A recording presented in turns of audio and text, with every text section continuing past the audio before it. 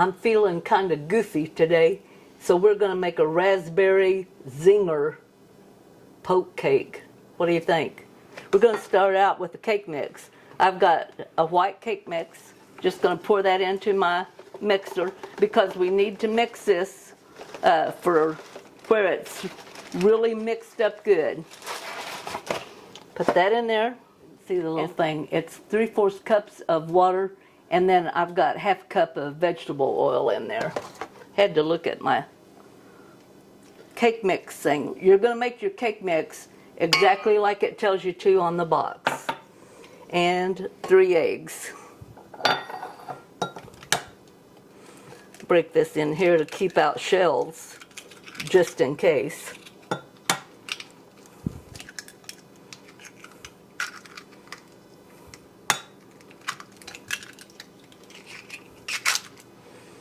Add those. And then I'm just going to beat that up for about 2 minutes. Okay, our 2 minutes is just about up. I'm going to take some unflavored spray here and spray the sides of my cake pan. This is a 9 by 13. And then get the bottom.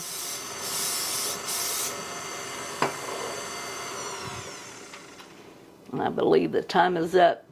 That just looks like it's really silky and thick and coming out of there really nice.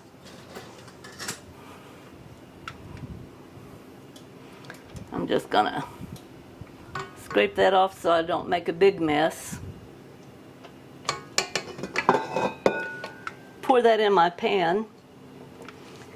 I'm gonna bake this at 350 for 25 to 30 minutes.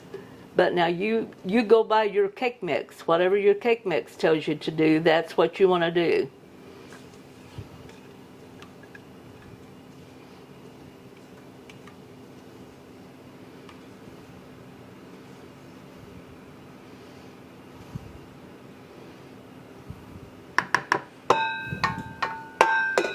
Okay, into the oven we go. Okay, time to take cake out. Yay, that is so pretty, so pretty. Okay, I'm going to let this rest at least 30 minutes and kind of cool down before we do anything else to it. See you then. Okay, our cake has cooled, and I'm going to take my fork and just poke holes about every inch apart. Now you can do this with whatever you want. Some prefer bigger holes. I like just using a fork. I'm going to poke these uneven across through there. Okay, I have all the holes poked.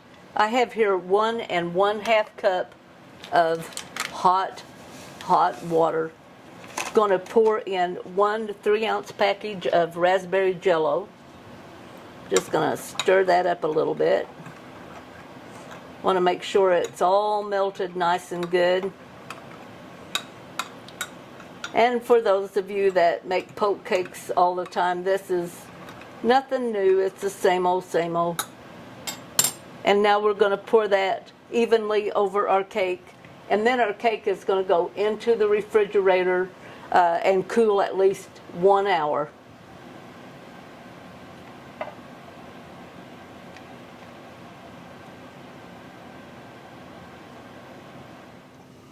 Cake has been in the refrigerator for 1 hour, and it's nice and solid. This cake has soaked up all of that jello mixture that we fixed. Now right here in this bowl, I'm going to put 10 ounces of raspberry jam. And the reason I'm putting it in a bowl first is I want to beat this up with my fork because I want it to smooth easy and not pull the top of my cake off. So I'm just going to beat that up real good, get it kind of smooth and a little to where that it's not lumpy or anything.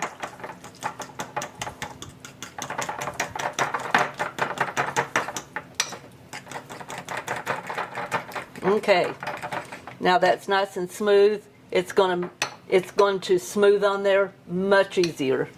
And I'm just going to kind of put that down the middle.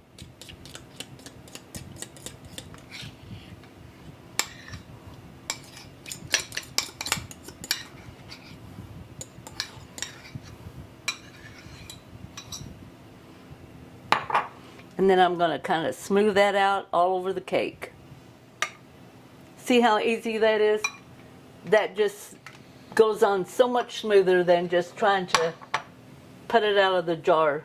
Okay, now we all know it needs the Cool Whip. Now if you want to, you can put real whipping cream on it and it'll be really, really good. But you want to make sure you sweeten your whipping cream.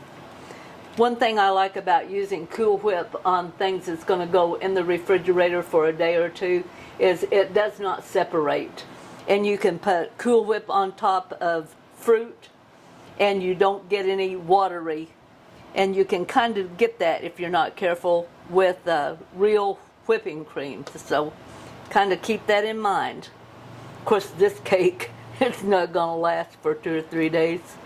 And we're just going to smooth that on the top. Okay, and we've got that all even. Excuse me while I eat the spoon. Okay, now, if you remember what those little cakes look like, you'll remember it had coconut on it. So we have here a 7-ounce package of sweetened coconut flakes. And we're just going to generously put them on the top. Okay. Just make sure you got your ends, the center good, because you're going to use this whole bag, 7 full ounces of coconut. Sounds like a lot,